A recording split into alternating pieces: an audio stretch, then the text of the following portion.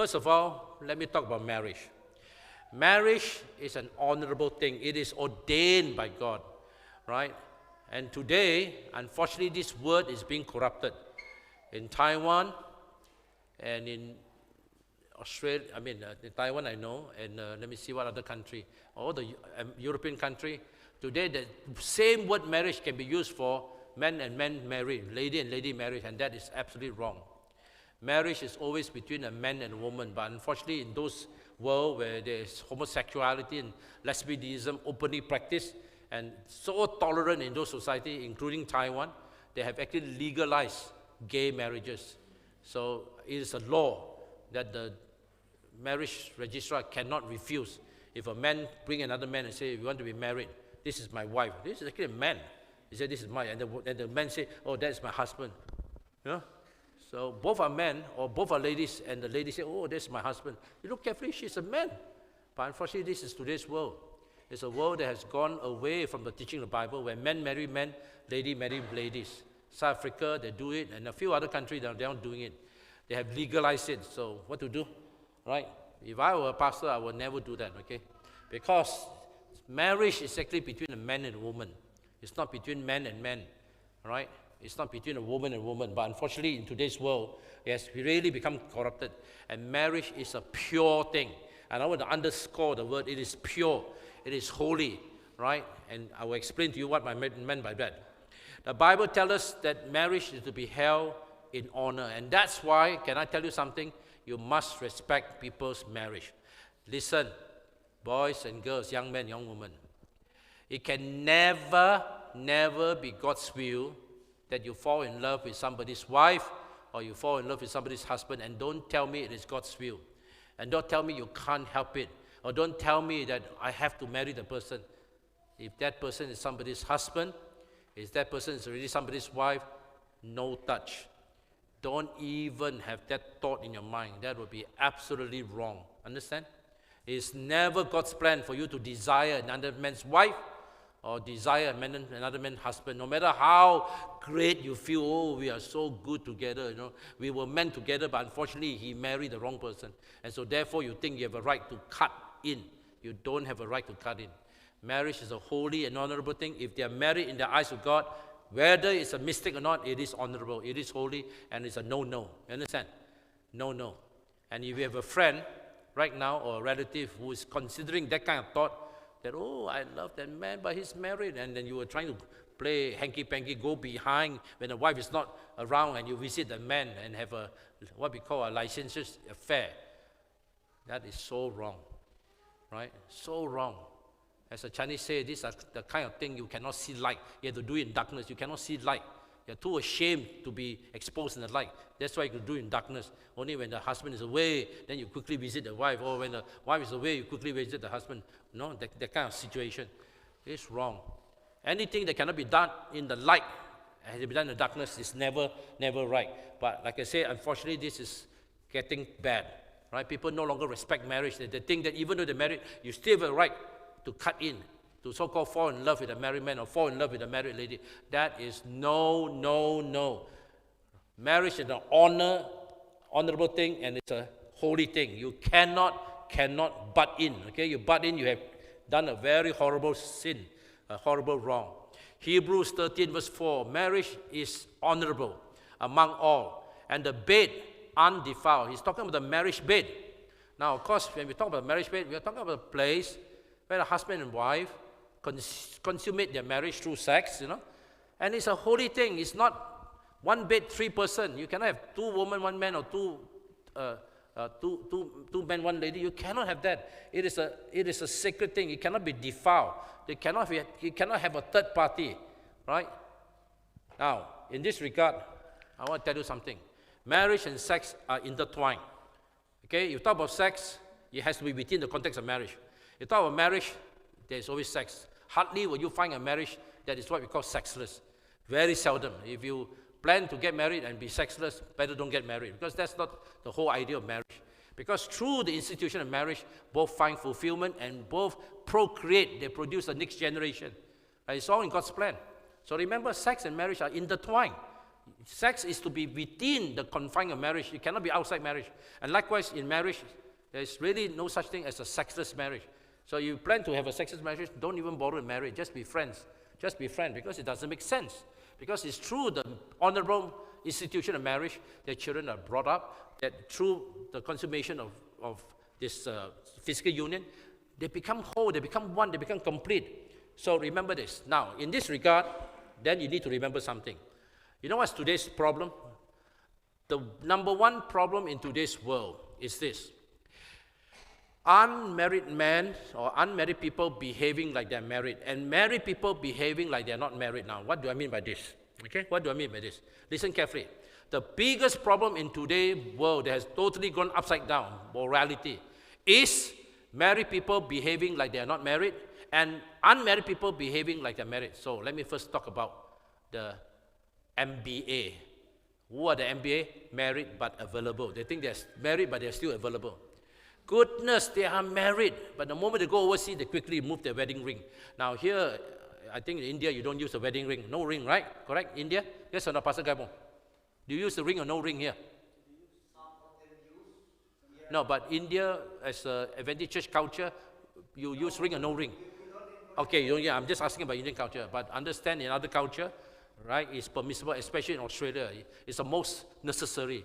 Because if you go out with a ring, people say, hey, you're married, how come you're not wearing a ring? So you must understand, culturally speaking, the standard differ. So be very careful about, once you go overseas, don't be too judgmental. You understand? You go to study the local culture. Australia, ring is the most compulsory. You have a married woman, go around not wearing ring, people say, hey, what are you trying to prove, man? You are married and yet making yourself available. So you see, that kind of problem. Okay, but luckily you don't have the problem. But let me come back to the MBA. What is MBA? Married but available. You understand? This is such a terrible thing. These guys, they are married and they are still flirting. They enjoy the attention of the young girls, you know. And back home, he's got a wife, he has got children. Yet outside, he's flirting, you know. It's like he's still available. And he's tempting those young ladies. And some of the young ladies fall in love with him, a married man. That is wrong. It can never be right. No matter how charming you think you are, or you, young lady, how charming you are, if he is married, it's out of touch. Totally don't even entertain that thought. As I said, this is the number one problem. Married people acting like they are not married. You understand? So that's the MBA. And we should not behave like that. If you are married, behave like a married man. Right? If you're a married lady, behave like a married lady. Protect the sanctity of marriage. Do not allow someone to come in. When people are too friendly, say, thank you. Let's observe a distance because I don't want misunderstanding. I'm married. I'm happily married. I got a wife, I got children, or I have a husband and children. Please keep a distance, right? Without having to offend the person. Sometimes people do not know. They do not know, but in the process of not knowing, they get slowly nearer and nearer, and you also do not know, you also start to accommodate, and that's where disaster takes place, right? So the first problem in today's world is married people behaving like they are unmarried. Second problem, and this is even a bigger problem, unmarried people, you're behaving like you're married. Even before you got married, look at how close you are physically speaking. How physically intimate you do things that only married people should do, and you do not know the danger, and you think that you can play with fire and not get your hand burned, and then suddenly find yourself having teenage pregnancy, right? And the worst thing is if you flirt around too much, play around, you have STD, sexually transmitted disease, venereal disease. Right? And then comes the third problem, teenage pregnancy. Then you contemplate the horrible thing called abortion. Oh my, abortion, unwanted pregnancy, right? Or teenage pregnancy and STD. These are all a result of unmarried people acting like they are married. They should realize that this is only within the exclusive zone of married people. Sex is within marriage. You do not play with sex outside of marriage. Please get that real. Understand this. Okay? No matter what you see on TV, you know, oh, the first day they fall in love and already have sex. That is the world of Hollywood, the world of Satan. That's not from the Bible. So do not be influenced by what you see and think that's correct. That first time you see and you can fall in love and you have sex, that's absolutely disastrous. You have no idea how sacred marriage, you don't even know the meaning of commitment. Sex and commitment is together. When somebody gave her body, a woman give her body to a man, or a man give her body, it's exclusive. For life, we're exclusive together. I will love you all my heart. There's no one else. The rest can only be friends. I only love you 100%, and you love me 100%. That's what it means. But today, as I said, this whole idea of purity, of honor, is totally gone. Unmarried people behaving like they're married, and married people behaving like they're unmarried. This is why the whole world is upside down. Why you have got children who have got no parents, single parents, we call it. Now, please, when I say this, I want to say it in love and in kindness, just in case there's someone who has gone through that unfortunate journey. I'm not someone who condemn. I do have love and sympathy for such people. I work with young people who have this problem. Many. So young, 16 got pregnant. So sad, 16 got pregnant, this young lady. You know what happened? As a result, she has to give up schooling because pregnant. And that boy, also 16, how to marry her? How to marry her? 16, what can you do? Silly, right? And then, fortunately, at least she made the right decision.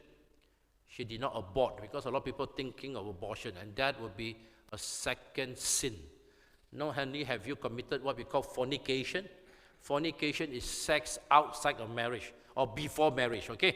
Adultery is sex outside of marriage. So you must understand the two terms. Adultery means you are having sex outside of marriage, okay? Fornication is sex before marriage, that you should not be doing that. Both are wrong. This young lady and this young man, when the parents were not around, they got too close and they got into trouble. And then later on, when the adults found out, they tried to deny it, but in the end, you couldn't deny. The thing was getting bigger and bigger. It's very obvious she was pregnant. She was vomiting, right? Not feeling well at all. And then finally, the cat came out the back. And now comes a big question, what to do? I tell you, her whole life is really almost gone, I tell you.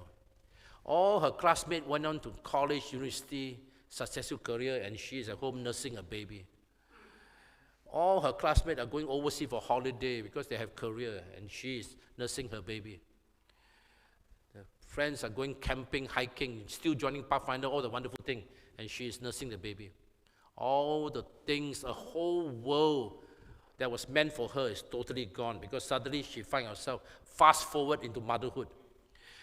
In the Bible, there is a teaching, and it's called the time for everything. I want you to understand this very beautiful teaching in Ecclesiastes. There's a time for everything. Let me help you understand. Like a train line. The train passes from one station to another station to another station. When you're in this station, ask yourself, what are you supposed to do? Don't jump to the next station. Ask yourself, what time is it now? For you student, if you are a student, the station you're in is called school. And the thing you're supposed to do is go study. Don't jump into the next station, love, courtship, marriage. Don't jump to the next station, marriage, having children. You are not ready for that. Wait till you get to that station. Don't fast forward. The problem is people, while they are at the school station, they go forward, jump 2-3 stations ahead, and suddenly they find themselves pregnant, having baby, did not complete the study. They went ahead. They forgot what time it is. The time is supposed to study, but they were playing a fool, and they land up in that station. And then, years later, they regret, I want to go back to study. You already passed by so many stations. You think it's easy to go back to that station? Easy to go back to schooling? You'll be even embarrassed to go to school, because all of them are so young, and you're already so old. With baby by your side, you want to go back to school. Then you understand the wisdom of what the Bible says. There's a time for everything. When it's time to do this, don't jump ahead. And when you're there, don't try to go back. So if only we are conscious, if only we are smart and wise, we will ask ourselves this question, what time is it? The time for me is to study. And if the time for you to get married, married. If it's time for you to have children, children. If the time for you to do this, Always ask yourself, which station are you in life? There's a time for everything. Don't get the station all mixed up. That's the problem of today's world. That's the problem of today's world. They don't seem to understand that at every station, there are responsibilities, there are things you're supposed to do. And don't fast forward. You fast forward, you suddenly find yourself unable to bear the responsibility. like the girl I was telling about. 16 years old. The boy is 16-year-old. The 16-year-old guy can't even hold a job. How to care for her? That's why they never got married. And then later on, they live in separate world. And the poor girl, I feel so sorry, never got married, right? And yet, single mother. Thank God, by God's grace, the Lord saved her, and still her life is successful. But if you ask her, she will tell you, my biggest regret was that I did not understand the importance of there's a time for everything. When I should have been studying, I was flirting, I was playing with fire, and I got into trouble, I got burned, I got pregnant, and I was fast forward to 3 stations ahead of time. 3 stations ahead of time, 4 stations ahead of time, married life. And I was just 16, totally emotionally, emotionally, psychologically not prepared for motherhood.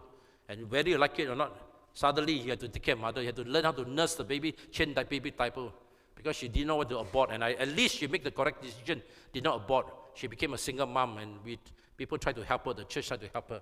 But it's sad, because she looked at all her friends. I told you, her friends all going to college, going to university, all successful, going overseas for holiday, going camping, they're joining Pathfinder, hiking, all these things.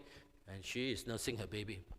And this is exactly a world that's gone wrong, because as I told you, people are playing with fire. Unmarried people behaving like they're married, and married people behaving like they're unmarried. So remember this principle about the danger of adultery and fornication. The primary purpose of marriage is not to please ourselves. Now, this is so important. When you get married, you must understand it's a very holy thing. It's not to please yourself, right? You get married because in marriage you find fulfillment, and that fulfillment means you also fulfill the other person. It's not all about yourself, it's about the other woman. And by young man and young lady, if you ever find someone who don't understand this, who is always me, why you neglect me, always me, his song, day in, day out, me, and you got a wrong person. Who doesn't understand marriage is a dual contract, 2 persons living as one, each fulfilling each other, because what happened? Man is not complete, woman is not complete, and when the two come together, we become whole, we become complete. But when a person only think about himself and forget the needs of the other, right? You got a problem. That is a very selfish person who doesn't understand marriage at all. Marriage is always give and take. You only take and not giving. That is a hopeless marriage. It is a hopeless husband or hopeless wife who only know to take, never learn to give. So this is so important, okay? Right? And marriage glorify God. Always glorify God. And that's why you do things the proper way. You make sure that you do things correct. No sex outside marriage. No matter how tempting, never entertain the thought of sex outside marriage. It's not allowed by God. It's wrong. It is a sin, and the name is fornication. Do not be guilty of that. If you have made the mistake, seek God forgiveness and stop practicing this. Now, I need to tell you something, okay? While we are here on this subject, of this very touchy subject called sex, there is a thing called second virginity. Now, this is maybe a very abstract concept to some of you, but those of us who are involved in this kind of talks, we understand what it means. Second virginity means, even though technically woman, you may have sex, you lost your virginity, or man, you have sex, you are no longer a virgin, so either man or woman, but still it's possible to practice what we call second virginity. That realization, I have done wrong, that I should not have had sex before marriage, and now you make the decision, no more. No more. I will never engage in premarital sex, or we call it fornication. And you keep yourself pure, even though technically you are so-called unpure, in the sense you actually lost your virginity. But in God's eyes, that second virginity is as good as the first virginity. If you make a conscious decision to no more go back to that, no more go back to play with fire, it's almost like you never, that thing never. Because when God forgive, God forgive. When God forgive, He washes everything. And so that's why we call it the second virginity. That conscious decision, never to go back again. And so that will give you a new beginning. God is a God of second chance. God is a God of second beginning. It's not like once you make mistake, out. God always forgive. It's a question of whether we confess, recognize our wrong, and determine, I can no longer play with fire. Today, the message is clear. Fornication is wrong. I cannot be a Christian and be playing with fire. I cannot. So I make a decision.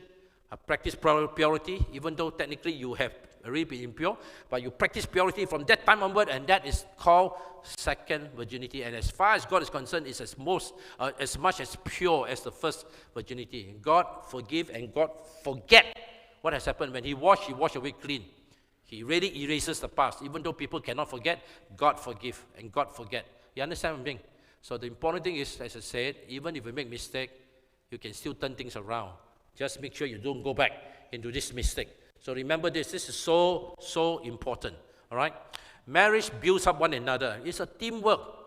It's a teamwork. It's very sacrificial. Very sacrificial. I don't know whether you heard of the story of the gift of the Magi. Very famous story. This man and this woman love each other so much. So much. The man loved the woman so much, and the woman loved the man so much. Husband and wife, the most beautiful marriage. And both were so sacrificial. They were not rich. They were poor, humble villagers. And the woman had such beautiful long hair. And the man always said, oh, you know, that man always said, he said what? I want to buy a beautiful turtle shell comb. Now, I don't know what a turtle shell comb is, but it's a special comb that you put behind, make her look very beautiful.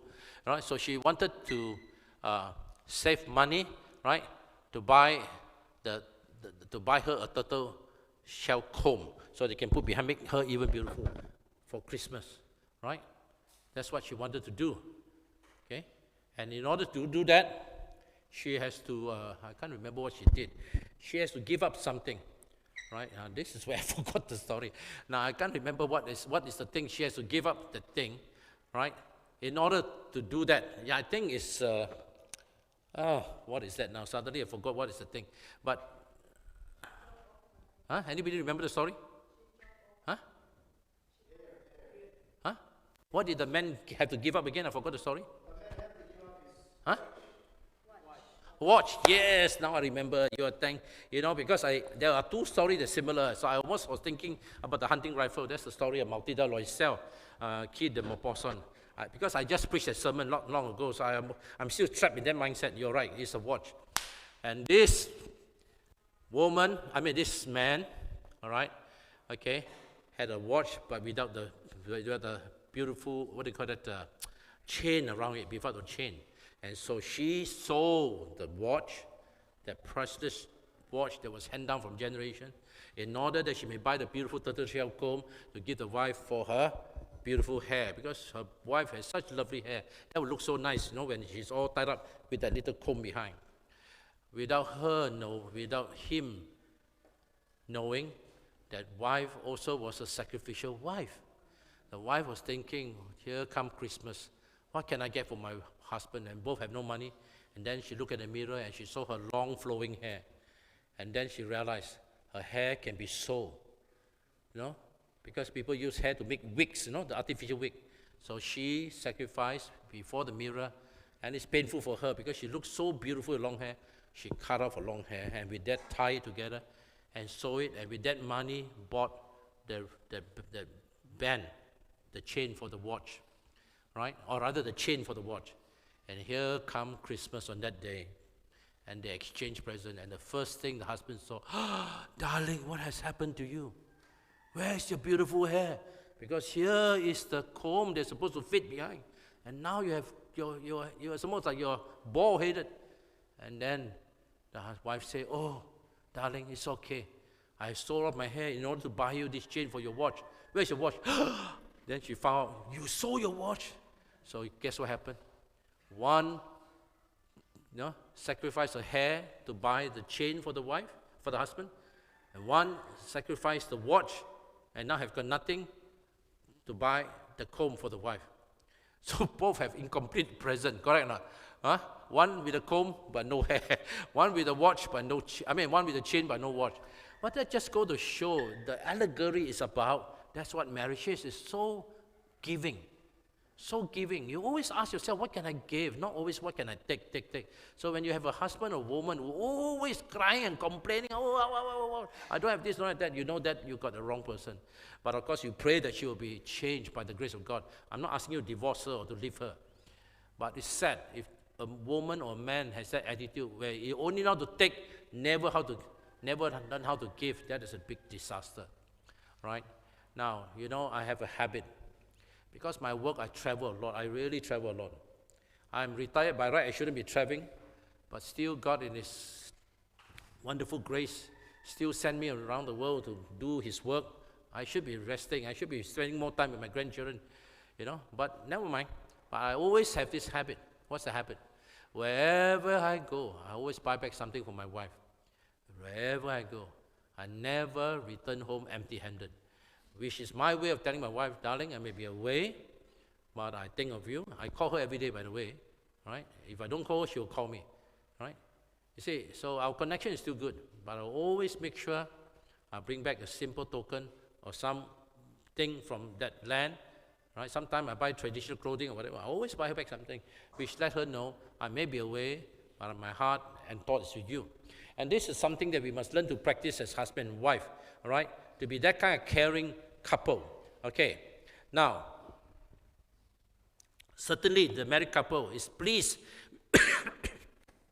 yes, beg your pardon.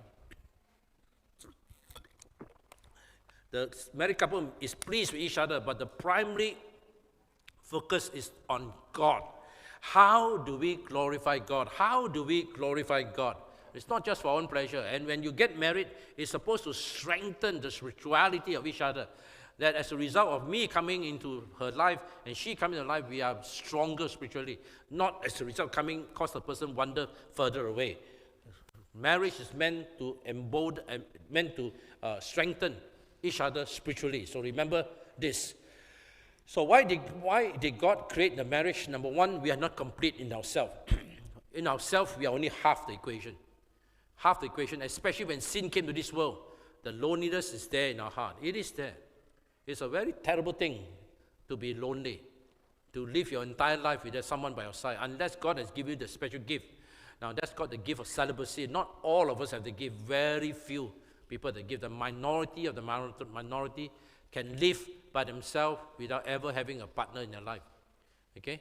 Now, my sister is one of them, by the way. My sister never got married. She's 71 this year. But she's a happy Christian, dynamic Christian, very loving Christian. All right? And she never felt the need to get married and probably never did find somebody. And then before I know it, now she's already 71 spinster. But in her case, I think she had a special gift. She never complained that she was single. She is a happy, fulfilled person. So if you're one of those people who is considering celibacy, make sure you pray. It's not everybody's cup of tea, right? Only very few people have that gift. Most of us will get married because you feel the sense of incompleteness. That's why you want the other person to make your life complete and you complete the other. So that's the first reason why God created marriage, right? Especially after sin has come to this world, the loneliness, the sense of emptiness is so strong. And when you have a life partner in your life, it makes a whole bunch of difference. So that's why I tell you, it makes sense to have someone in your life. You feel complete, especially those of you who are going to be pastors or contemplating to serve the Lord. It's almost impossible to be a pastor if you are not married. It's almost impossible. You work so hard, and sometimes people can be very cruel, very blunt, they're not very kind, not very Christian, and you get attacked left and right, and you come home and you're all by yourself. But how wonderful it is to come home, and you've got a loving wife who put her arms around you, love you, and pray for you and comfort you, and you will find strength. And that's where you bless your wife. You're so thankful for that kind of wife. You see? So I tell you, pastors, it's really, if you plan to be a pastor, if you work for the church, you better consider getting married. It's very hard for you to do the Lord's work unmarried. And it's difficult for you to visit people. You know, young ladies, if you are married man, if you are unmarried pastor, how do you go around visiting young unmarried ladies to give them Bible study? People will be talking. But if you bring a wife along, because you're married, things are easier. So I tell you, it strengthens our pastoral ministry. A life partner helps to fill the void in our heart, the emptiness in our heart, and it also helps us to realize how much we need God, right? When we realize the emptiness in our heart, then they seek God even more, to pray that God will cause them to be complete, to become whole. Our life partner helps us through all the ups and downs of life, providing support, advice, and encouragement. How true? How true? We go through up and down. When you're down, your wife, your husband will pick you up. When she is down, it's your turn to pick her up. We all go through up and down. We all go through sadness. When my wife, mother died, she was in pain. She was crying. I was there to comfort her, right? You see, we take turns, and then one day it'll be my side, my turn, and she will take turn to comfort me, when I need help. So that's the beauty of marriage. We strengthen each other through all the ups and downs. So when you are down, there's somebody is there. When you're up, you lift someone who's down. And so that's the beauty of it. Now, and here is the important thing, and through the institution of marriage begins what we call regeneration. That the new generation of people is born. Only within the sacred confines of marriage can regeneration take place. Meaning to say, husband reproduce himself in the sense of having a son. And the daughter is now, the wife now has someone, a daughter or son. Right? We regenerate ourselves. We are able to have babies. But this is within marriage, not, as I said, when you're in the station of study and you get pregnant and you become a single mom. That was not God's plan. God's plan is that the baby, all these things should be within the confines of marriage. So remember, there's a time and place for everything. All right? Sex and children, and the childbirth should all be within the confines of marriage. And it is wonderful. When the children all grow up, they become your comfort in your sunset years. They become the comfort in your sunset years. I'll tell you something as a father. Okay, let me share with you some very personal thing. I've got 2 daughters and a son. They're all grown. Okay, 2 daughters married, and my son is single. Not sure whether he'll ever get married because he works so late at night. Because his work has to do at night time. So when we are sleeping, he's working. He's cyber security. So only when all the institutions are closed, that's where his work begins. Because he's doing cyber security. It's an IT kind of work. Hard to explain. But anyway, I remember the first time. I always have my 3 children with me. But then I noticed they start to grow up. Right? And I was very busy in my work, always traveling here and there because I was in charge of 7 countries. And then suddenly one day, my first daughter has come of age and she has to study. And then because she wanted to do nursing, and by God's grace, there was a plan for her to go to Australia to study. So I sent her to Australia to study. And she went to our Adventist College, Avondale, to study nursing. And that's where suddenly the reality hits me, that my daughter will no longer be around. And I can tell you for weeks, 1 week before that or 2 weeks, I couldn't sleep. I keep thinking, that girl that I was carrying as a baby, who has now grown up, who have now reached maturity, who have now reached the point where she needs to study and start her own career, was now going away, leaving Australia. And we will never be the same again. It's true enough, never the same again, because she, in the end, found work, found love, settled down, and I got to see her only once a year. But anyway, forget that. I still remember the first time she left. Wow, the pain was so difficult to bear. So difficult to bear. I felt the emptiness. The girl that I saw, I love her so much. And then she had to leave. And I can tell you, I still remember the first day after she left. That whole night I was crying. I was crying like a baby. I was crying. My wife could see that I just couldn't see. Couldn't control my tears, just crying. When I went to work in the office, even my secretary also could see that I was sad. I was feeling blue. For 1 whole week, I could not even pass by my daughter's room. I try not to pass by. You see, my house is we all live in a high-rise building, right? Even though her bedroom is just not too far from me. When I pass by, I try not to look at her room. Because if I see her room and I see the empty bed where she used to be sleeping, and now she's in Australia, the pain is impossible to bear. I love her so much, And it's painful that children have grown up and they are now separated. But then you see, here's a beautiful thing. So I would have thought that this daughter lived in Australia, such a world, but she's such a thoughtful daughter, such a good daughter, such a thoughtful, good daughter. She may be far away, but every year she makes sure I go to Australia. Now that I retired, I don't have so much money, she pays for the air ticket, so I get to go to Australia every year to visit her because she lived there. Right? And when she's there, I'm really well treated. And when I'm back, during Father's Day or on my birthday, she will order food online. Now it's so convenient. From Australia, she can order online and food is delivered to my house. Can you imagine that? She doesn't have to be there. And then here's a happy birthday or happy Father's Day. And I felt the incredible joy. And this is exactly what I was talking about, comfort in my sunset years. I'm now in my sunset years. I'm already retired. Don't know how long more I have got to live. But it's a joy to know that your children still remember you. Right? And she really, really makes sure that I feel her love and I feel the comfort of her support. And this is exactly, so those of us who are married, you will understand why you have children, because your children will give you joy and blessing, especially when you start to grow old. All right. Now, divorce rates are going up all over the world, including Christian, and this is a tragedy. It is a tragedy. It should not be happening within the church. The reason why things are happening in the church which should not happen is because the people are not following God. In name, they are Christian, but in practice, they are far away from God. They are not following the blueprint, the manual, which we call the Bible. And that's why you may be in church, but if you don't practice the principle of the church, it's almost like you're not Christian. In name, you're Christian. The reason why there are divorce rate, and by the way, what's a scary thing in America? 2 out of 3 marriages land in divorce. 2 out of 3 marriages land up in divorce in America. Right? In Australia, also not too far off. That's how bad. Out of 3 marriages, 2 will be divorced. I'm talking about Adventists. Right? I don't mind telling you, there is a church in Australia I know. In that church, 80% of people are divorcee. 80% are divorcee. It's just scary. This is Adventist church. So that's just to tell you the horrible thing I'm talking about, that when people do not understand the sacredness of marriage and don't follow the blueprints, you have this kind of disaster. Changes in modern society affects marriage and leads to divorce. And today I'm going to talk about 3 or 4 of the changes. The changes which is so different from the time of our great-grandparents. You don't believe, ask your great-grandparent or your grandparent. Their time, hardly any divorce. You don't hear the word divorce at all. But today it's becoming increasingly a very common word. Our grandparents' time, very seldom do you hear about people divorcing, very seldom. So what are the changes that's taken in modern society that is affecting marriage? Okay, let's look at the first one.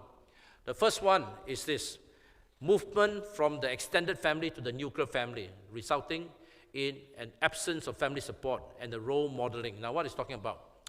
I grew up in an extended family where there were grandparents, parents, and us, 3 generations living together. And that, to me, is a happy family. I like the kind of family where I can see my father, mother, or my father honoring his father. I saw it with my own eyes how my father honored his father. And as a little child, I learned that. That's why I honor my parents. It was a 3-generation family, right? And so that's why my father and mother, even if they quarrel, the parents will say, no, don't fight. They will come together. So it's a very peaceful, harmonious family. The 3-generation family back then was actually good. There was support from each other. And when the parents worked, the grandparents take care of the grandchildren. So in a sense, the traditional old society where there was intergeneration, especially this kind of 3-generation, was actually a very healthy thing. Very healthy thing.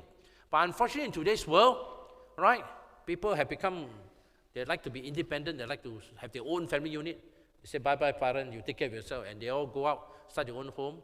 And now the children who's taking care of children, husband and wife work, they hired a domestic maid, hired a servant to take care. And so the child, instead of being cared for by grandparents or relatives, is being cared by a maid from some country. Now, this is especially true in Singapore. Oh, Singapore, good gracious. I tell you, the majority of the children that is being raised up are all cared by someone from Philippines or Indonesia. We call it domestic servant. Both husband and wife want to work, and because they're earning good salary, so say, we work. It's cheap to hire a domestic servant. I mean, it's still high compared to here. But as a result, what happened? The children are all being raised up by Indonesians, raised up by Filipino, or sometimes by Sri Lankan maids. I don't think there's any Indian domestic maid, but I do know there's Sri Lankan, Indonesian, Filipino. Very common. And to me, it's sad when I go to church. I see husband and wife followed by the Filipino taking care of the little boy and girl instead of the parents taking care of the kid. And to me, you see, what a world of difference from my time. Those days, you would see 3 generations together, but today, it is husband and wife plus a foreigner from outside taking care of the kids. You see how things have changed. There's no intergeneration support. And then what happened when the husband and wife quarrel and they have problem? There's no support from the older one to advise them, to ask them to cool down. And as a result, there is a lot of friction between two of them. They cannot settle, right? Especially over money, over whatever it is. And then divorce becomes higher. The rate becomes higher in the absence of family support because the grandparents are not there. So there is wisdom, in this so-called intergenerational living, right? In today's world, it's totally non-existent, especially in Singapore. It's getting less and less. Children like to live their own, and the parents are left by themselves. And the children are taken care by foreigners. To me, it's a disaster. It's really a disaster, right? Look at that. When there were grandparents around, the kids grew up strong, happy. Not only do their parents love them, the grandparents love them. They have so much love overflowing, right? Okay? And as a result, the children are happier. But unfortunately, in today's world, both parents are working and they are not staying with their parents anymore. And it's the foreigners who's taking care of the kids. I'm talking about Singapore now, okay? Right? Because they hire all the domestic servants, right, from overseas to take care of the kids. And they don't have the same kind of support as when like the days of their grandparents. All right. Now, another modern change that's affecting marriage. The choice of the life partner is totally left to the couple. In the olden days, now India I think is still good because you still have the concept of arranged marriage. In Singapore, zero. You talk about arranged marriage, it will be a laugh at. It's a totally absent concept. Maybe among some traditional Indian, maybe they should practice, but totally it's all so-called love marriage. No more arranged marriage. But you know something? Arranged marriage wasn't that bad after all. Now we begin to see the wisdom of arranged marriage. That better than the one where the choice is entirely between the two of them without factoring in advice from senior people. Both are so stubborn. No need, Papa, Mama, no need for you to, this is my life, I decide who I marry. And the wife, the girl also says, Papa, Mama, you don't butt in. It's my life, I decide who I want to marry. And you know what happened? As a result, when they have problems, okay, then they will realize what a mistake it was because they did not see things which the parents can see. So will you be wise? Now, young lady, listen carefully. Huh? Young men too. That day you think you fall in love. That day you think this could be the person. Please, please, please let your parent know. Let them see that person. And they will give their fatherly, motherly advice as to whether this person is the right person for you. They know you from the time you were young. They know you inside out. And you are in love at that time, you are totally blind. You can't see.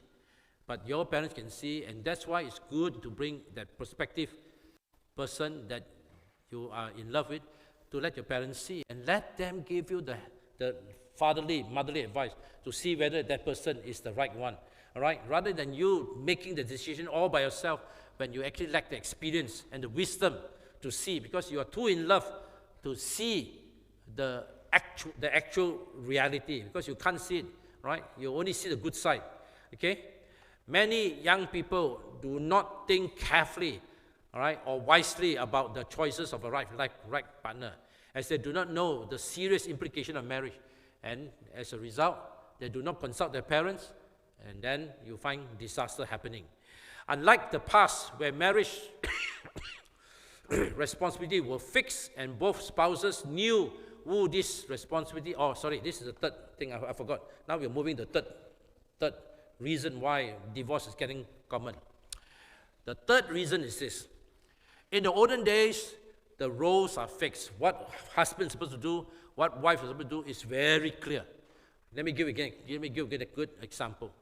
I grew up in a family where I hardly see my father in the kitchen. My father, I don't even remember my father ever stepping into the kitchen. I grew up in that family. It was very clear, all right? All the cleaning, cooking, mother's duty. My mother never had to work because why? It's the father's duty, right? It's the father's duty. You see, the role distribution was very clear. One go out to so-called earn the bacon, go out and work hard, come back, bring in the bacon, bring in the food, and the other one make sure the house is run well, the children are taken care, the food is there.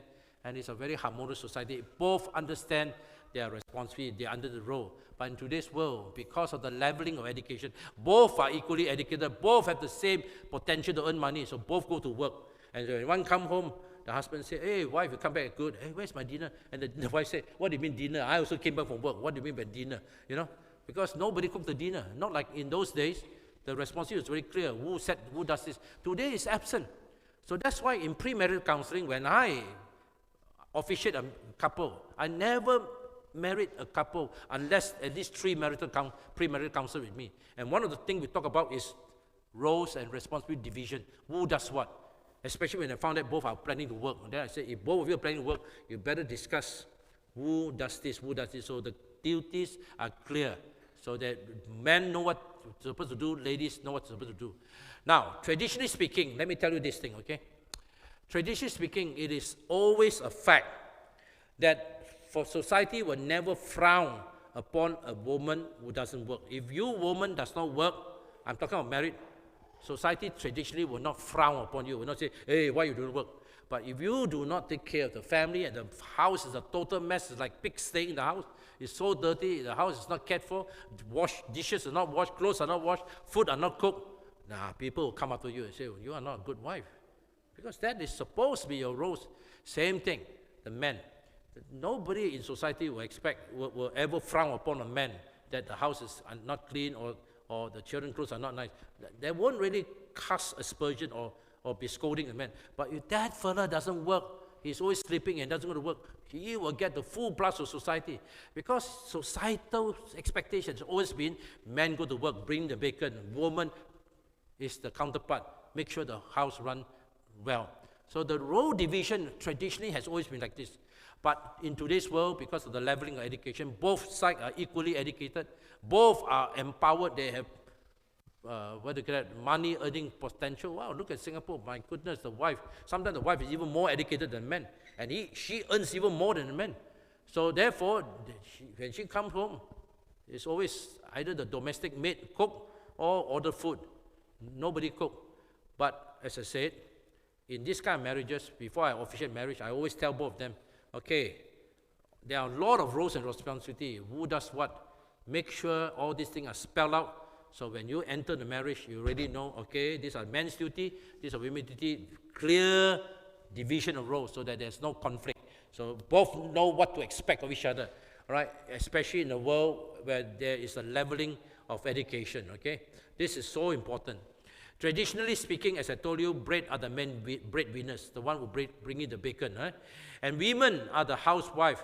But this practice is hardly practiced now, especially in modern urban society where the level of education, literacy is so high. And Singapore is a good example, okay, where the level of education is so high. Both are working now, right? And this leads to conflict when the responsibility, the roles are not clearly defined. When before they got married, they should have talked about this, right? When, for example, when the wife gets pregnant, all right?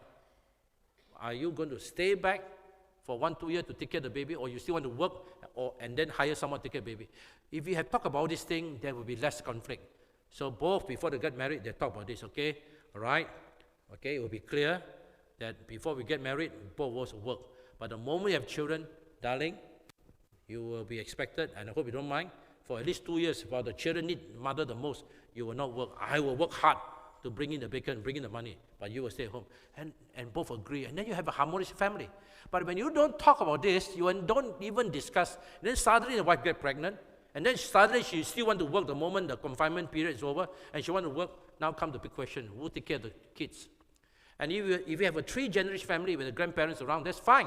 But when you don't have that, then you will have to think about getting a domestic maid to take care. That's not the best situation. So all these things should have been talked about, you see, the so-called role division responsibility. Now, same thing, decision like, all right, who decide on major purchases, right? If you want to buy a house, is it the decision of the husband or the wife or both? Now, all these things, decision-making, who decide? But if during marital counseling, we discuss all these things, all right, for big purchases, both must decide, both must be okay. All right, who decide how many children? Is it the husband who decide how many children, or the wife decide, or both cooperate and decide, okay, this is how many children we want? You see, all these things, if you have discussed ahead of time, you would have made the marriage beautiful, right? The so-called roles and responsibility and expectation is all discussed ahead of time. So this is why premarital counseling is absolutely necessary. Now, Pastor Gaibong, can I ask you something? Is this compulsory in India that before a couple get married, they have to go through premarital counseling? Is this the mandatory in the church?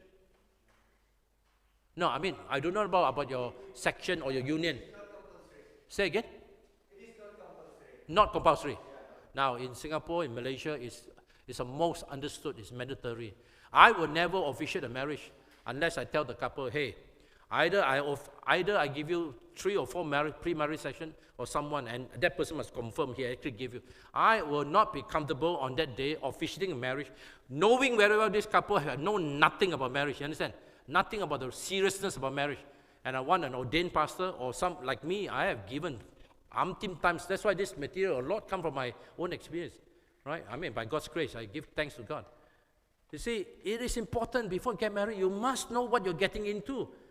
You must know. It's no joke. Marriage is a serious thing. So that's why I will never officiate a marriage unless they have attended 3 or 4 premarital counseling. And if I find that there's a serious problem, I even ask them to postpone the wedding because your problem is too great. You have not even learned how to resolve those problems. If you enter, you will multiply, even double. All right? So which is why it's good to have premarital counseling. I consider it mandatory. Now, I have officiated about 44 weddings so far, right? In all the 44 weddings so far, by God's grace, most of them, before that, in the early part, it was not compulsory, but now, towards the last part, every one of them, I make sure there is marital counseling, all right? Now here is a very interesting thing. Now, listen, young men and young women, I want you to listen very carefully to what I have to say. Here, again, you see the changing of time.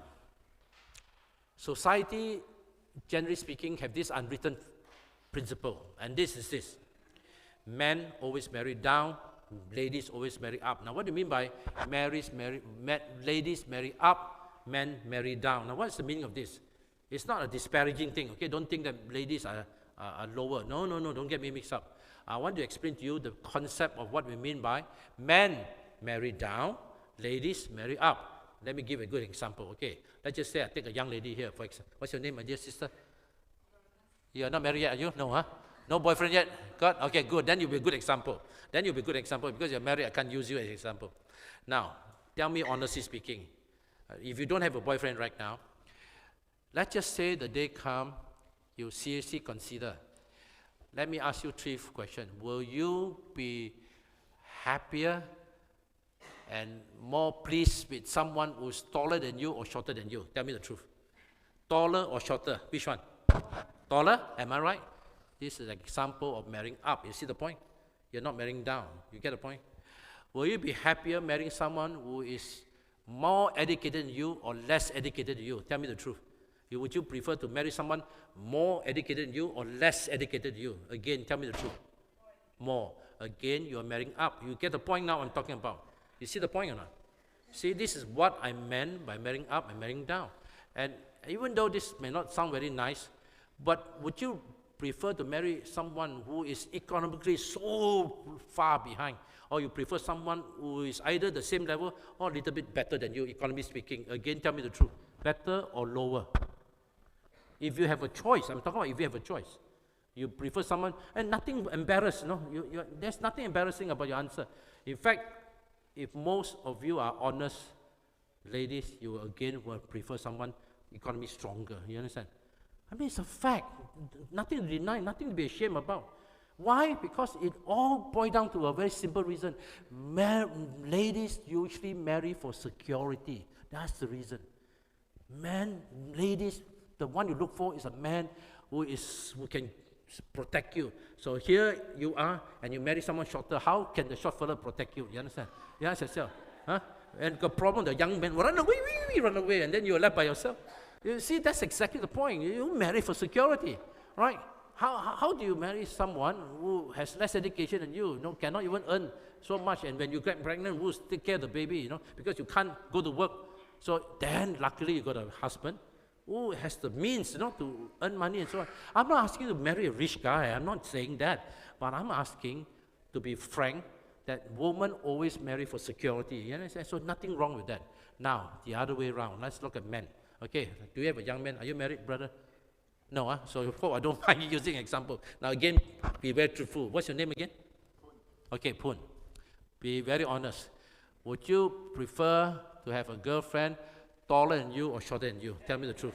Tell me the truth. Would you prefer to walk with a girl? Hi, good morning, darling. How are you? How's the weather today? She's so tall. Would you prefer someone taller or shorter? Yes. Which one? Shorter. Marrying down. You see the point? Men marry down. That's what I'm telling you. Oh, by the way, one more question. The young lady, would you prefer someone older than you or younger than you? Older. Again, you're marrying up. You get the point. So in 4 instances, I have proven my case. Men, ladies always marry up. You want someone taller, someone older, someone more educated, someone financially even stronger, because the whole concept is wrapped around the word security. Get the point? Right? Men doesn't look for security. You don't marry a wife so that the wife will protect you, no bodyguard. You don't marry a wife for that reason. You're supposed to be the bodyguard, not the other way around. All right? You don't marry a big person to protect you. No man will marry such a wife. That's not what we married for. You understand? So that's for you won't marry someone taller than you, correct? You won't. Now here's come another question. Would you be more comfortable marrying someone older or younger than you? Younger. Again, you're marrying down. You marry up. You see the point? I told you, ladies always up, men always marrying down. You see what the point? Would you prefer marrying someone who's much more educated than you, or someone at your level or lower? Lower. Why? You see, this has a lot to do with a thing called male ego. Male ego. Man does have the ego problem. You like to be the leader, And then suddenly how to lead when your wife's a PhD and you only have 6 standards. how to lead. She knows the world much better than you. When she talks with a friend, talk about those things, you don't even know what they're talking about because you don't have the level of education, which is why you feel more comfortable. You marry someone either at your level or lower. So when they talk, you know what they're talking about. Can you imagine you marry someone who is an academic, write research paper, PhD upon PhD, who go for international forum. And when you go to her so-called company's dinner, and when she talk, and she and her friends talk, the thing they talk about, you have absolutely no idea what they're talking about. Because it's so high, their education. And you won't feel good. You come back, you go there, you just sit and listen. You just sit there and listen. Don't know what's going on, come back. Then you say, hey, wife, what was talking about? You have no idea what's going on. But you see the point. So you'll feel much comfortable, more comfortable. You'll be more at ease in terms of your own self-esteem to marry someone that you felt where the wife will look up to you. You rather have the wife look up to you. Get the point? Now, same thing. You see, when you marry that kind of man, young lady, in a way you're looking up to the man. She's your leader, the hero, and the Bible says the high priest of the family, the one in charge of spirituality, and you look up to him. And that's why you allow him to be the head. If this person, in every sense, is lower, how to be head? You understand? How to be head? The reason why you choose the 1, 2, 3, 4 is the idea of the headship of the family. Likewise, you're supposed to be head. You cannot marry a head, you understand? You have to marry someone who will be willing to submit to your authority. That's what the Bible says. Right? Wife, submit yourself to husband. And yet, at the same time, man, love your wife. So you cannot expect submission and yet not be loving. A lady is only willing to submit if the husband loves the wife so intensely that no wonder the wife is willing to submit, because she can feel your tremendous love. And no wonder she didn't mind following you behind, you understand? Instead of trying to lead you. Now, as I told you, you would prefer someone shorter, someone younger. Likewise, education, you also said someone a little bit lower. Money, okay. Would you prefer someone who's much richer than you, or economic is the same? Which one? Now, some people say, I prefer someone rich. That's very seldom. I mean, practically speaking, sometimes may be a good thing. But ultimately, you will not feel so good. You understand? You will not feel so good because, first of all, you won't feel good. That if you marry someone because for money, then it does not have a very good beginning. People may talk, and even you yourself feel no good. You prefer someone who's either the same or a little bit lower, but not someone who's so horribly rich that there's a tendency they will look down on you, understand? And you were worried. As men, we're worried. You men, by the way, that's exactly what's happening to me. I married a wife who come from a pretty well-off family. Not very, very rich, but definitely much better than my family. Much better than my family. And so I still remember my father-in-law, before we got married, even asked me so bluntly, hey, how much you earn? He asked me point blank, how much you earn? Can you take care of my daughter? That kind of direct question. What a horrible question to ask. You know, he knows I'm a pastor. He's supposed to be Christian, but I don't think she's a practicing Christian. And he asked me point blank, how much you earn? Are you able to take care of my daughter? Wow, my goodness, I never forgot that question. But turned out to be quite okay, you know. But I didn't enjoy the question at all when he sort of looked down at me, because he knew very well I'm going to be a pastor. How much can pastors earn, right? So unfortunately, in my case, you know, my girlfriend, whom I love very much, who became my wife, was in a higher bracket, financially speaking, than mine. Everything else I was higher, education-wise, everything I married down. But in that sense, the money part, she was in a better position than mine. But thank God we never really had a problem after that. So again, the concept is this, okay? What did I say? Traditionally, as I said, men tend to marry down while women marry up. All right, so remember this principle, and your parents will always look for that. If they look at your prospective husband, and they, without even telling you, they say, taller, older, what do you call it, smarter, financially better, you can almost be sure they'll say, okay, green light, can marry, you understand? But if all the other thing was, alamak, how come your boyfriend so short, you understand? Aiyo, your girlfriend 20 years older than you. Aiyo, your boyfriend only 6th standard, you understand? Or 4th standard. Your parents will have serious reservation. Because as I said, that's how traditional society has been, right? That in terms of the so-called power equilibrium, we call it the power equilibrium, it is better for the dynamics of marriage that you have the one up, one down, and that's where both will learn to respect each other, all right? Right? The woman will submit to the headship of the man, while the man will realize that I have a responsibility. She looks to me as a leader, as a head. I have to be a leader. And that's why you cannot fool around. You cannot eat, drunk and sleep and don't do nothing. You become a useless guy. Society will frown upon you. You are supposed to go and earn and bring back the bacon, the bread and butter to the family. Right? You must do that. All right? Because it's expected of us. Because, as I told you, society, one is marrying up, one is marrying down. All right. Right. In many societies, it is a common practice for a woman to marry someone of a higher status, either in terms of social standing or financial ability. Look at that. It is a fact. All right. We rarely, very seldom see a woman marrying down. Very seldom will you see a woman marrying down, but rather choose to marry up. Always marry up. All right. Women would prefer to marry someone who is taller or older or who is more educated than herself. I tell you, almost out of every marriage, I see the same thing. And men is the opposite. They will prefer to choose and marry downward due to in order to preserve their self-esteem. Because you feel better, because you'll be better at being the leader, at being the head of the family. That the wife is looking to you. The wife is looking to you for leadership, right? It is rare to see a man marrying upward, right? But most of us will marry downward, okay? So very seldom for men to marry upward. Very seldom. It's always the other way around. Sorry. In today's world, women are empowered and liberated thanks to better education and women liberation, and also because of women liberation, women's right, which can be a very dangerous thing. We are changing today. We are changing. And this new power equation can be problematic when not handled properly, right? Where they no longer care about the marrying up, marrying down. And then, as a result, suddenly they think it's okay, marrying down or marrying up, you get the thing reversed, only to discover not so okay after all, right? It does not mix for good marital relationship because the leadership is missing. You cannot exercise leadership. And number 5, here comes another problem. The 5th big change of society that is causing so much divorce is a thing called the sexual revolution. The world have changed ever since the famous Kinsley report. I don't think many of you know, in the 1960s, the sexual revolution began, where people become more permissive. And that's where the bikini started to appear. Before that, where got such thing as bikini? Wearing two-piece suit, you don't see. Before 1960, you don't see such thing.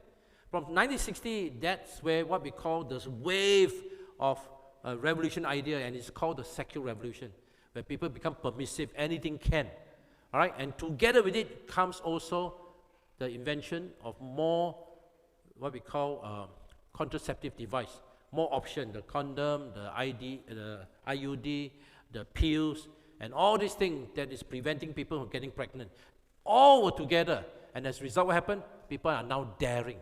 People are now daring because now it's sexually permissive. It's okay to sleep even before you get married. It's okay, to have sex as long as you use the condom or you use the IUD or the diaphragm or the pills.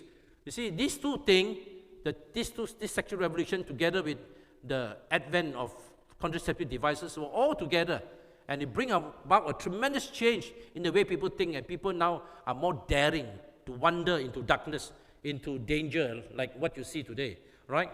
Okay, look at this, this is what we call, this is a horrible thing. There's a term for this, I can't remember the term, wife swapping. Wife swapping or husband swapping. This is crazy, crazy, Today you can have my wife and tomorrow you can have my wife. That is the kind of horrible situation. Or today you can have a husband, tomorrow I will take a husband. That kind of horrible thing. And as I said, partly because of the idea of the sexual revolution, where people are no longer conservative, they are too open, especially in the West. In the West, you find this, right? And also because of the concept of safe sex. Safe sex is because of the abundance of contraceptive. You can buy it very easily. You don't believe, you go to Australia, you go to America. You just drive a car, you go to the gas station to pump your petrol. Right in the petrol station, you see all those machine put coin and the condom will come out. So easily available, right? You don't even have to go to the pharmacy buy this thing. It's so easily available. The idea of safe sex. So they'll carry all this, because they flirt around, they play around, all these people. They're playing with fire. You look at this, so much thing. You have the condoms, you have the pills, you get a whole bunch of other things. Now, in this regard, I need to tell you something. Now, Catholics are against contraceptive. What is the Adventist stand? Adventist stand is, yes, we do allow contraceptive, but please, it's used in marriage, not outside marriage. Okay? Let me say this again. Adventists do allow the use of what we call contraceptive. Contraceptive means prevent conception. That's what it means. It blocks the egg from being fertilized, because an egg that's fertilized will eventually lead to become a human being. So contraceptive prevent conception. That's what it means. All right?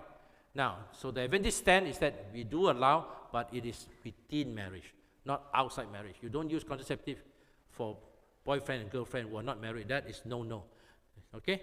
Right? In the Catholic Church, you're not allowed to have contraceptive. They can only practice the natural rhythm, where the women have to count their days. Which day is a safe day to have sex? Within 1 month, there is a safe period just after menstruation, where the egg is discharged. There is no possibility of being pregnant.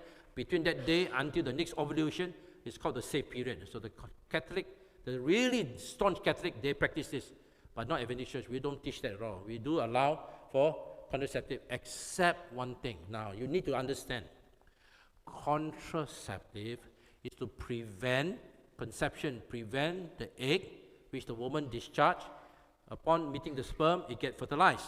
That's called contraception, to prevent the egg from being fertilized, because the egg, the sperm don't have a chance to come in contact with the egg. That's called contraception. But today, in today's world, there's a new product, and that is not really contraception, because this is what we call the pill, the morning after pill. Now, you must understand what I'm talking about, the morning after pill. That means the both of them have sex and suddenly woke up. Oh my goodness, you forgot to take, the woman said, I forgot to take the pill yesterday, the contraceptive pill. That means she's not protected. You understand? She wasn't protected, and the possibility of her getting pregnant is very high, because they had sex.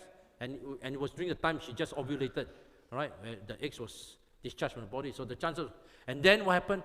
The boyfriend did not use a condom, or the husband, let's just say either before marriage or after marriage, if both did not use contraceptive devices during the time when they are engaged in sex, the possibility of getting pregnant is there. So then come in today's world the idea of what we call the morning after pill. Now, what is the morning after pill? That means you take that pill the day after you have sex, and that is a no-no for Seventh-day Adventists. Why is it no-no? And the most famous of this is called the RU486. Remember this word, RU, Romeo Uniform, RU486. That is the name, the medical term for the morning after pill. Seventh-day Adventists do not support the morning after pill. Why? Because if that egg was already fertilized, that's the beginning of life. You understand? And that thing is supposed to kill off that thing. So the morning after pill is actually a murderous device. That chemical will poison the newly formed, it's a fertilized egg, which when you you will start to bifurcate, and you become what we call a zygote. A zygote slowly will become a baby. The morning after pill is a poison that's supposed to kill off that fertilized egg, and for us, it is a no-no. So you better think carefully about sex. If you don't plan to have children, make sure you practice safe sex. I'm talking about those who are getting married.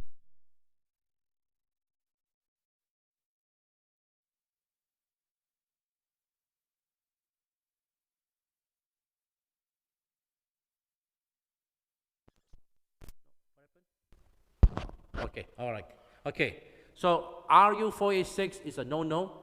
Okay, later I can show you a picture of the RU486. It was invented by the French person called Etille something, E-T-I-L-L-E. All right, and by the way, I found out in India it's popular. Okay, in my research I discovered in India people use RU486, and for us Adventists, I'm telling you, this is something we should not practice, because it actually means murdering that newborn baby, even though it may still be in the egg stage, but it's already fertilized.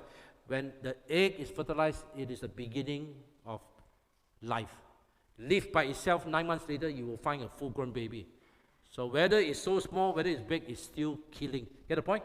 So that's why the RU486 is a no-no. The only thing you can practice is pre-coital, pre-sex condom and that kind of devices, but not post, not after. That is a no-no. All right? Right. Now, today, pornography has also become very acceptable. And it's terrible. It's so easily available. Those days, you had to buy those magazines, those so-called dirty magazines. Today, you just click this on the internet, you find a whole bunch of them, right?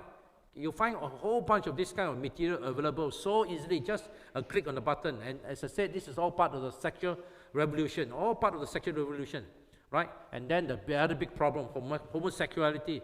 Gay marriages are starting to make their rounds, and they become even acceptable. In some countries like Taiwan, South Africa, it's legalized. The first country to legalize was Netherlands.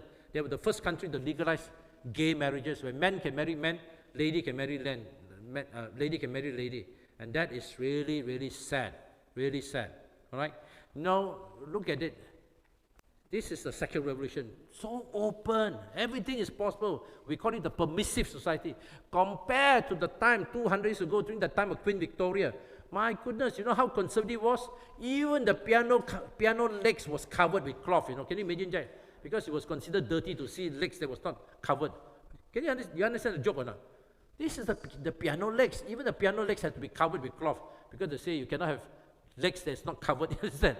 But that was how conservative Victorian culture was. 200 years later, totally gone. The conservative value of the Victorian world is totally gone. Now it's the permissive society, right? Where you have pornography, you have free sex and all things, group sex and so on, right? And it's sad, really sad. Unmarried ladies have, you see, those days, during the time of the Victorian culture, right? Young lady, if you want to go out, especially when they are men, you have to be what we call chaperone. You have to have an older lady by your side. You see? Look at that. Young lady, you cannot go out without a chaperone. You will be considered, if you are from a noble family, you will never consider stepping out of the house without an older lady, right? An auntie or someone by your side. If you go out by yourself unmarried, people will say all kind of bad things about you. But that was Victorian culture. Today, who cares? You can go anywhere you want. So you see, the world have changed. And this, in a sense, leads to a lot of problems, okay? Good and bad. Good and bad, okay? When a young woman was not being chaperoned, people would think she is not a pure woman. They must think that she's not a pure woman to go out without being chaperoned, without being accompanied, so to speak, right? Fidelity, that means faithfulness in marriage, is under attack because of the rampant promiscuity among the sexes in modern society. What it means is that faithfulness in marriage is now come under attack because what happened? Of a very loose culture where people no longer respect marriage. Remember, MBA, married by available? Goodness, that person is married and yet this woman is still going after the man. Or this lady is being married and this man is still after her. You see, the fidelity thing is totally missing. It's not being respected, right? This is the problem of today. Now, let me tell the true story. You know, have you heard of Prince Charles and Lady Diana? You know what I'm talking about?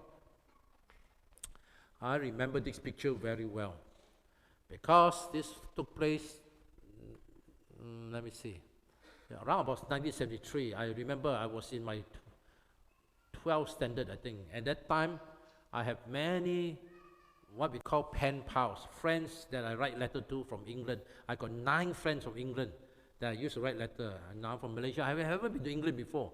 But, you know, I make friends with people from England. I have 9 people writing to me from England, all young ladies, and we got to know each other. They know about Malaysian culture. I got to know about British culture. And that was the time, suddenly I heard about this, and they sent me the stamp. You know the stamp, the postage stamp? I still have this stamp, exactly this stamp, right? Showing the wondrous, beautiful, elegant marriage of Prince Charles and Lady Diana. She was so beautiful, Lady Diana, and Prince Charles was so elegant and so charming. It was considered the fairy tale wedding of the century, you know, because for so long, Great Britain had not had a royal marriage, and now suddenly, Prince Charles finally found his beloved wife, a beautiful young lady called Lady Diana, now become Princess Diana. And it was the most elegant marriage of the century. All the television was there. Everybody was talking about this, but look at what happened. Look what happened. This fairy tale marriage, within a few years, became like this. Look at them. They were not even talking to each other. They were no longer talking to each other. In fact, the marriage broke down. It became a divorce. All right, the first royal divorce of a prince in waiting to be a king. Sad. So what happened? What led from here to here? What was the reason why such a promising marriage that produces 2 sons suddenly years later become like this? And here is the reason, right? Here is the reason. By her own testimony. Now this is Princess Diana. This after divorce, she gave a TV interview in the BBC, the British Broadcasting Corporation, and she tell people why there is divorce. I mean, why her marriage broke down. All right. Now she was very frank why her marriage broke down, and in the interview, this is what she said. Right. You know, there are 3 of us in this marriage, and you know, remember the joke? A marriage bed is only meant for 2 persons, correct?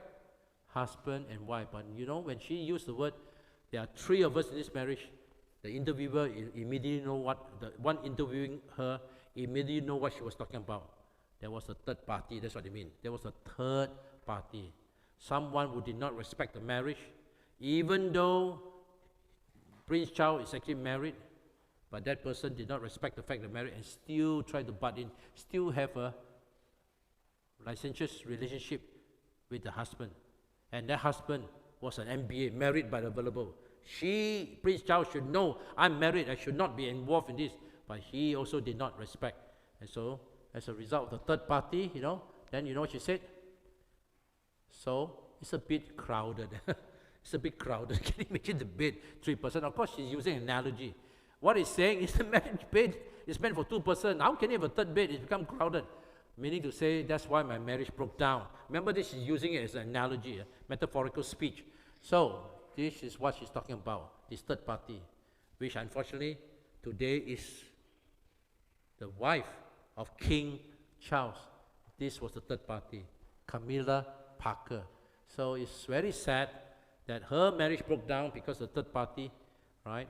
And years later, after the divorce, many years later, he would marry the mistress, who's now the so-called de facto Queen of England, all right? Or rather, the, the consort to King Charles. So that was the third party. So it's very sad. Whenever I think about this picture, I still remember this beautiful picture, you know, in 1973, when the royal wedding, 1972, when the royal wedding took place, only to discover years later, they could not even see each other. You see, one would look at the other side, one would look at the other side. They were bitter enemies, led to the divorce, right? And all because, as I told you, the bed was too crowded due to the third party. So that's the change in modern society that is affecting our world. And the sixth reason, right? The media, especially Bollywood, Hollywood, is giving you all the wrong idea about what love is. Now, you better don't take your lesson from Bollywood movie or from Hollywood movie. Those are the worst teacher in the world, right? You should not be learning from those kind of movie. You know, they have totally corrupted idea of what love and marriage is all about, or what sex is all about. Totally corrupted. And that's why it's causing our world to be totally upside down. Many people don't know what really is love. When they say I love you, do they really know what is I love you? Now I'm going to tell you something interesting, okay? Right? Oh yeah, before I continue. Many people only are interested about what they can get out of the person they are supposed to love, instead of loving the person. What can I get out of the person? What can I receive rather than what can I give? Right? Now, this is where I want to talk about love. Do you know what love is? Are you sure you know what love is? Listen carefully. Have you heard people saying, oh, I love fish, you know? Oh, I love fish. You understand?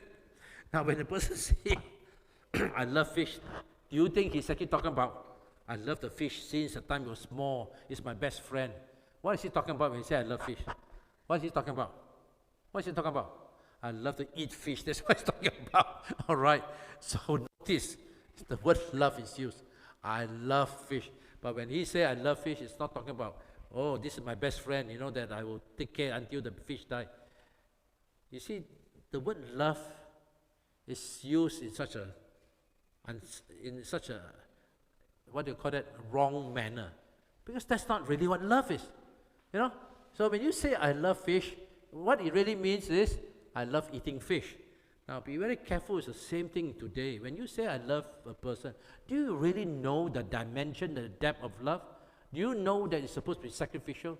It's not all about receiving, it's almost all about giving, right?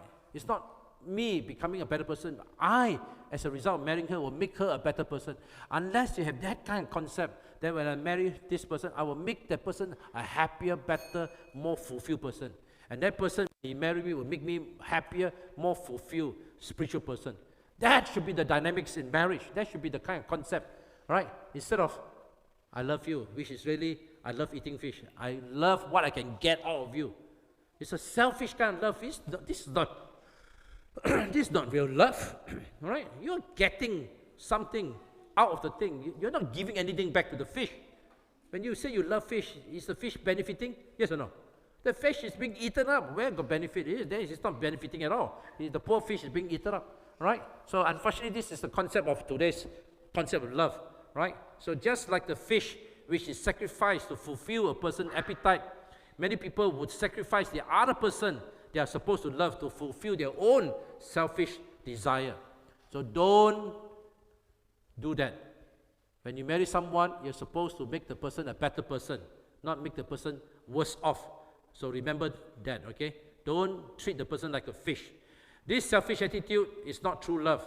True love always makes sacrifice for the one you love instead of you sacrificing the other person for yourself. So in a true marriage, now listen, young man, young woman, both persons will grow happily, spiritually, and they are so thankful we marry each other.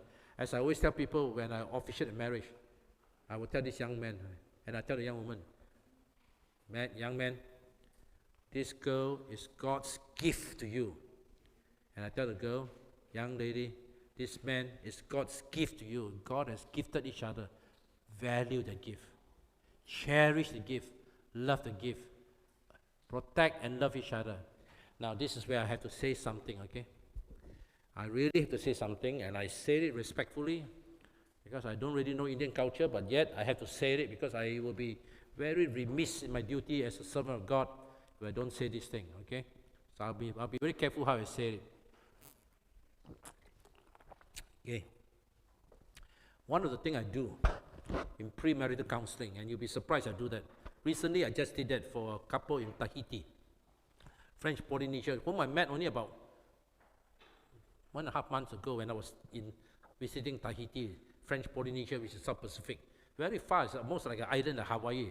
They speak French. I was there, and I met this young couple, and now I have become their mentor, and they're getting married.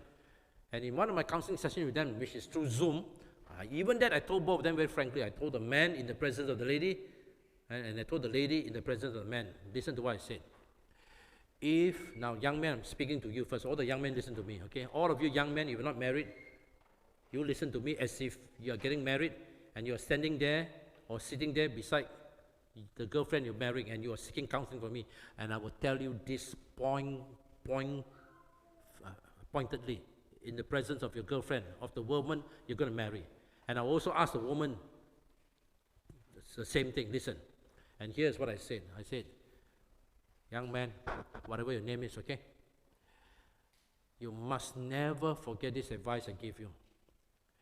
You are a gentleman. Your duty is to protect, to love this girl who is giving herself to you in love and marriage. To protect, never to abuse her. Never to abuse her, never to abuse her physically. You can never, no matter how angry you are, ever raise your hand to hit her. There's no justification, no excuse whatsoever that allow you the right to hit the person who's going to be a wife. No matter how angry you are, no matter what she has done, you cannot and you must not hit her.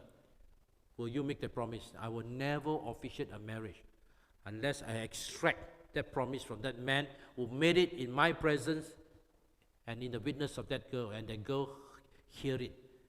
Will you promise that as when you marry her, under me officiating, a sacred marriage made between God, me, and she, the one you're marrying, that you will never, throughout the marriage, never leave your hand, no matter in anger, to slap her or to beat her, you will never abuse her physically. And that person will tell me, Pastor, I promise. I will be her defender, I'll be a supporter, but never the one to abuse her. You get the point? And the girl is forever grateful to me, because I extract that promise from that man. And she will forever never have to live in fear.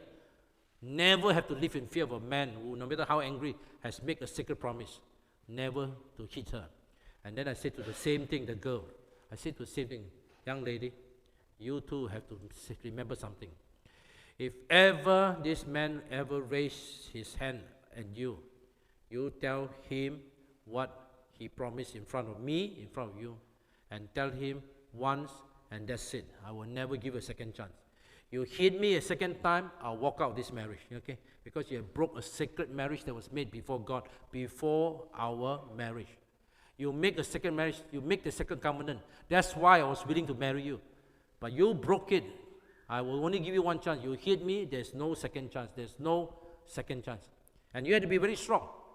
You have to remind the person, you have no right to hit me. No right. Pastor Simon has really made it clear before we got married, and you make the promise through prayer. It was a sacred covenant. It's no joke. It's a holy oath that you undertook. You promised the pastor in my presence. And I heard you say that. And now that you did it, I need to remind you of what Pastor Siew said. I will not allow you to do it second time. You have to be firm. Ladies, you're going to be firm. You're going to tell him point blank, you must never do that. I will walk out the marriage. Because you have broke. I have every right to walk out because you have broke the sacred marriage. I pray it won't happen. So far, it has never happened. All right? Now, same thing for girls. Some of you girls have a problem. You get angry, the plates will fly, the fork will fly, the spoon will fly, pots will fly. You also don't do that. You cannot, no matter you're angry, start to throw things. I mean, it may be for fun, you throw the pillow or whatever. If for fun, pillow is okay, but what I worry, the pillow suddenly become the chair, become the pot, become the pan, become the knife, that would be terrible. The husband to run like mad because the wife is throwing everything. Ladies, you can't do that either, okay? That is not part of conflict resolution. Now, we teach conflict resolution. Well, how do you resolve conflict? We teach them, and we teach them the correct way. Number one, if you can't talk, don't talk. All right? If at the time when you are so heated up that the moment you talk, you start to quarrel, don't talk. Just rest it out, sit it out until both of you cool down. And when your temper is subsided, then you talk. At the time when both of you, the moment you talk, you want to quarrel, you want to fight, don't talk. So that's the first rule I teach in conflict resolution. If you cannot agree and you have to fight, don't talk. All right? But before the day ends, you must pray and ask the Lord to give you peace and grace to forgive each other, right? And to make up.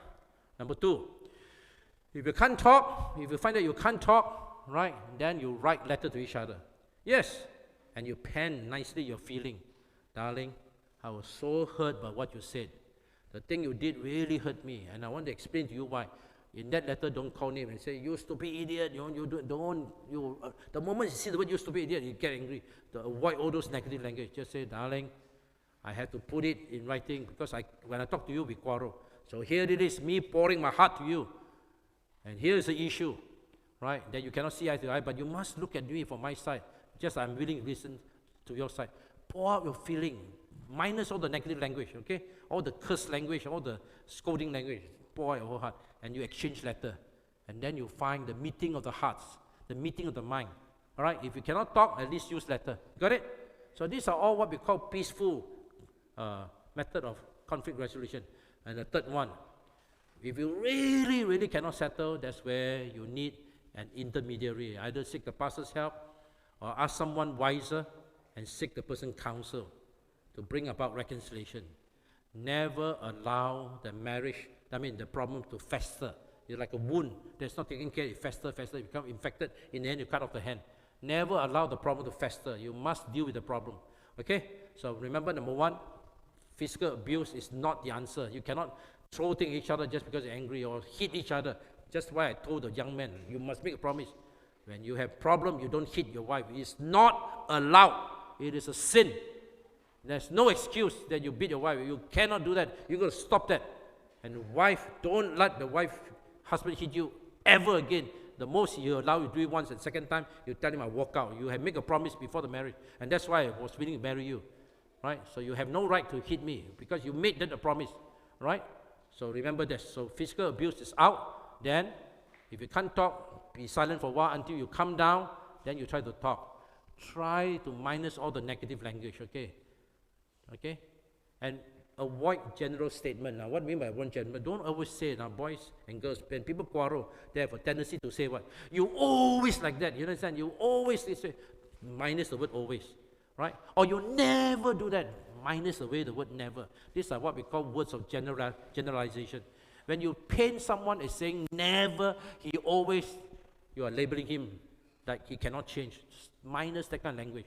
You can say, you did it maybe too many times, but don't say you always like that, right?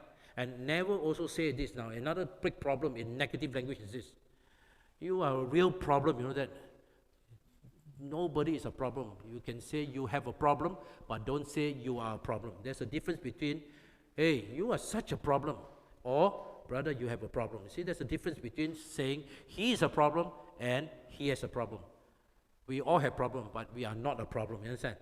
Right? There will be defective side in us, a weak side of us, a weakness in us, but that does not mean from top to bottom I'm a problem. I may have a problem, but I'm not a problem. So in marriage, never say, oh, my wife is such a problem. Never say that. Or my husband is such a problem. Never say that. You can say, my husband has a problem. Or maybe have two problems. Or my wife has a problem or two problems. But never say she is a problem. That's what we call generalization. So in conflict resolution, that's what we do about in marriage counseling, to help people understand. Don't use physical abuse. You cannot talk, calm down, but always pray before the night comes to an end. And then you really cannot talk, write to each other, minus all the language, negative language. Pour out nicely what is your concern so the other person can see. Right? And really cannot solve the problem, seek an intermediary to help both of you come together. And always avoid generalization. Don't say you always like that, you never does that, and never say never you are a problem. You can say you have a problem, but not you are a problem. You understand what I'm saying, everyone? So this is so important in love, courtship, and marriage. Okay, let me continue. In marriage, a man looks for, in marriage, a man looks for, in marriage, the person a man wants and looks for it. Maybe hard for you to understand what this is. Okay, let me make it, the way I've written is not so good. Let me explain to you. Okay, listen carefully. This is a very simple principle. Ladies, okay, coming back to this young lady. When you marry, you want to marry a man or woman? Tell me the truth. Yeah, it sounds funny, right? When you marry, in your mind, are you marrying a man or woman? Answer? Man, right? You look for a man. Listen carefully. Now, here is one of the reasons why the marriage goes sour. When the man you're supposed to marry is nothing but a woman, he is not practicing the role and the leadership of man. He's not going to work. He doesn't exercise decision. Everything that the wife decide. He doesn't want the frustration. He doesn't want the stress. And you are now taking the manship. And that's where the problem begins. The man who's supposed to man has become a lady. No woman marry another woman. No woman marry another woman. You want a man, and so make sure that husband remains a man. He's exercising manly duties. And the moment the man stops exercising manly duties and do the thing he's supposed to do, he has actually become a woman. And that's one of the reasons why marriage sour. Same thing. Now, same thing. Listen, my friend. You want to marry a woman or marry a man? A woman, right? So what happened? Now, you may think it's so funny, but what's happening? The day, you can tell the day your woman became a man. You come home, you find that woman, the same kind of man as you met in the office. You know, the men, people are very aggressive. They talk bad and loud mouth, where they're impatient and unkind. Your wife also exactly the same. It's almost like coming home from the world of men, come home another man. You understand? Your wife has become a man. Talk to you in a rude manner, talk to you in a rough manner. No genderness, no femininity. There's no women charm in her. No genderness. You can't even see her as a woman. She has become like a man. You understand? Talk bossy, talk rude, talk aggressive, and most of all, very aggressive, throw things at you. You don't see the femininity in her. It's almost like from a world of men, come back, see another man. You understand? And so that's why no man ever marry another man, and no woman marry another woman. So remember this thing. So when this idea is forgotten, it leads to a breakdown of marriage. Man, you must remember your manly duties. Woman, remember woman's duties. Never man become a woman and woman become man. The woman become a man when you become very aggressive. When you have stopped being gentle and the feminine beauty is totally gone. And man, you have stopped becoming a man when you stop working and you're just lazy and leave every decision. You don't care anymore. Right? You're like a follower instead of a leader. And your wife could hardly respect you because you're not exercising the duty. Right? So that's it. Pastor, I think, is it because of time? You can. Huh? You have 5 minutes. 5 more minutes. Okay, thank you. Because like I said, I'm not looking at the watch. But when I talk, I need some timekeeper. Okay? Right. So when a husband refuses to be a breadwinner and does not provide security for his wife and family, he is no longer a man in the idea of the woman. He has actually become a woman, right? Because he's not fulfilling what he's supposed to do, right? Likewise, you look at this, oh my goodness, you come home and this is the wife you see. Goodness, this is the wife you come in. He said, hi darling, why you so late? You come home, you get a heart attack. The moment you open the door, the wife is like this, why you so late? I tell you, if I come home and my wife scream at me like that, right there I will die a heart attack, I tell you. That will be the most scary thing. The moment you open the door and your wife yell at you and say, why are you so late? All right? Okay? Or whatever. That will be so aggressive. It's like coming home to another man. So this is my point. See, similarly, in the eyes of a husband, when his wife always shouts or exhibit aggressiveness instead of gentleness, right, and femininity and the womanly charm, she has ceased to become a woman. And this is where the vulnerability takes place. You see what happened. You come home, you find this kind of wife. And you go to work and there's a nice lady, so nice to you. so gentle and talk to you exactly the kind of wife you wanted, but at home you don't find that wife anymore because she has become so aggressive. And that's the reason why suddenly, instead of being so faithful to her, you find yourself inclined towards the other person because that person is fulfilling the other thing that she is not doing. You get the point? And that's why marriage breaks up. Same thing is the same thing. Same thing, right?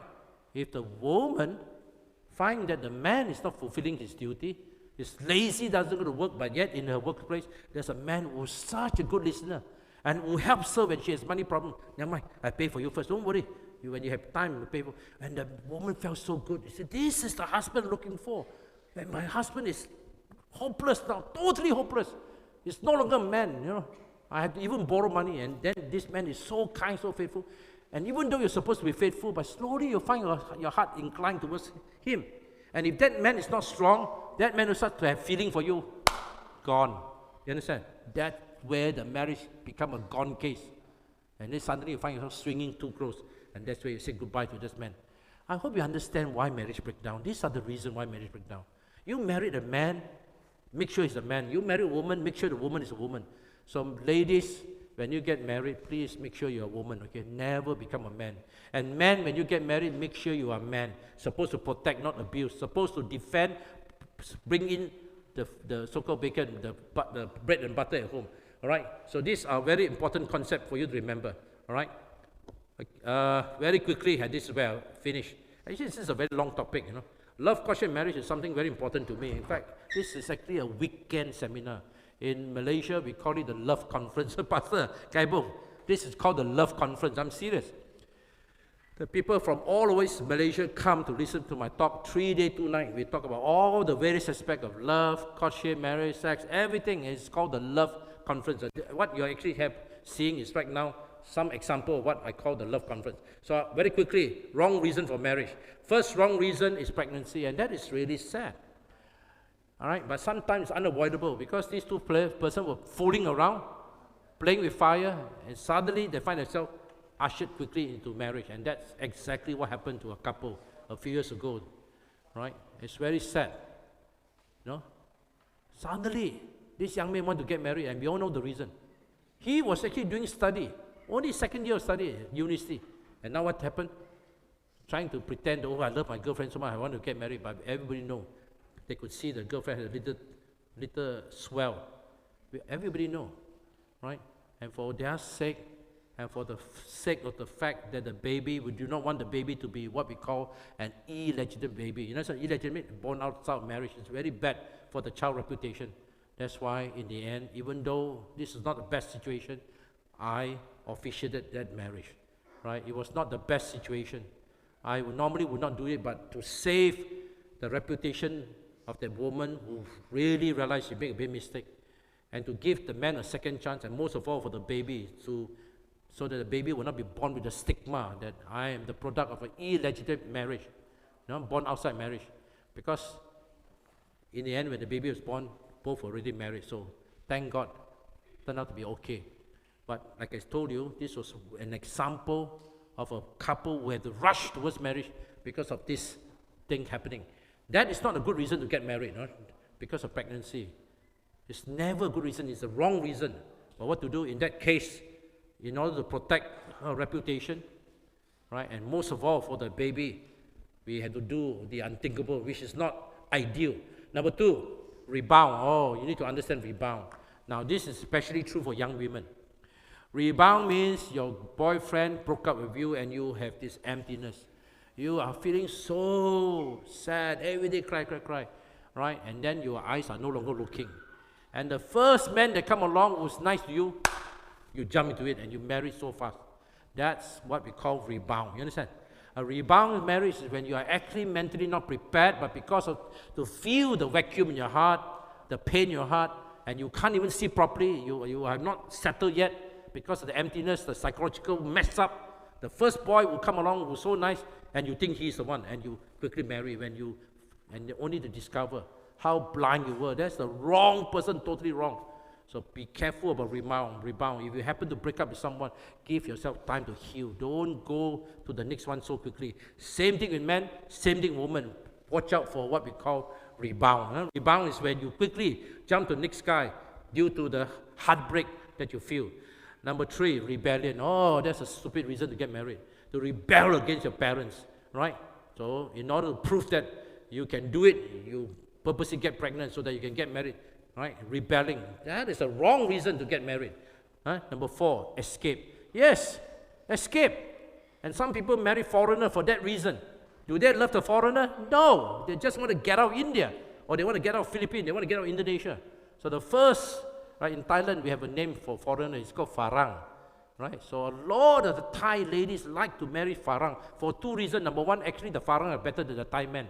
The Thai men up in the north, they are hopeless husbands. They drink, they beat their wife. They are known for that. They are drinkers, they beat their wife. And no wonder. Then the Thai ladies, they notice the Farang, when they come, they are so gentle, so nice. And that's why now in their culture, everybody want to marry Farang, which is actually part of escape. You understand? They want to marry Farang, right? But like I said, hopefully you marry the right Farang, the right foreigner. You marry the wrong person, you are in trouble. So it's escape to get into the better world. Sometimes may be okay, but many times it's the wrong reason. You should marry due to love, real understanding of love, not escape of your economic poverty, of your background or whatever, or to escape your parents that you do not like. Number 5, sexual attraction, and this is disaster. Man, just because she's so sexually seductive, the way she dressed, we call it body hugging costume. You understand? The clothes is what we call body hugging. You can see the entire shape, and you are constantly seeing her as a sexual object. You are not seeing her as a person, you are seeing her as a sexual object, and you felt that's the one you want, so you can fulfill your sexual gratification. But then you realize what a fool you were. Because marriage is more than sex. You realize marriage, sex is just one component. There are so many things involved in the whole equation of sex. Equation of marriage. Sex is but one small component. So don't marry someone because of sexual attraction. And some ladies also, they go to the gym and they see all the men with the big muscle, hairy chest, and they fall in love with this. In their mind, this is the hero man. Big muscle, hairy chest, and you get married. Sexual attraction, what a fool. Seriously, you don't marry someone because of the flesh. You marry the person because he's a person who understands the demands and responsibility of marriage and not just physically appealing, right? Number 6, social pressure. Everybody's getting married, so therefore you can get married. Now again, right, especially for young ladies, as each year passes by, the pressure gets stronger and stronger, correct? Even young men, your father keeps saying, hey, when getting married? Recently, I was just in one of the Indian cities, I won't mention which city. And here was this young pastor, he is under tremendous pressure to get married. Tremendous pressure. His parents talk to me, the church also talk to me because they say, we want our pastor to get married. His section president also talk to me. So this poor guy, under enormous pressure to want to get married. Right? I just pray that his eyes will be open when he finally finds the right one and not marry the wrong one. Okay, quickly, number 7, guilt. Because you have done something wrong, therefore you have to marry the person. Don't marry the person just because you have done something wrong. Guilt, right? You owe the person money, or you have, done something bad and you marry the person out of guilt. These are all the wrong reasons. Okay? Pity, that's the worst thing. Don't try to be hero. You feel sorry for her, you have pity for her, nobody loves you, so therefore I'll be the hero, right? I will marry you. You don't marry a person out of pity, right? And number 9, infatuation. Infatuation is puppy love, or we call it love at first sight. There's no such thing as love at first sight, right? There's no such thing as love at first sight. It's just called infatuation or puppy love. You don't really know the person well enough to get married. And lastly, romance. Just because the person is very romantic doesn't mean he will make a good husband. There are some people who are very sweet talker, right? Ladies, be very careful. Some men, they are excellent in being Romeo. They know how to charm you. They know how to bring flowers to you. They know how to sweet talk. They know how to write beautiful poem. And you are swayed by him, but you don't really know him. He's only a romantic Romeo, that's all. But the real person, you don't know. So be careful. Don't marry a person for that. All right, I heard the bell ringing more than once. I think I could stop here.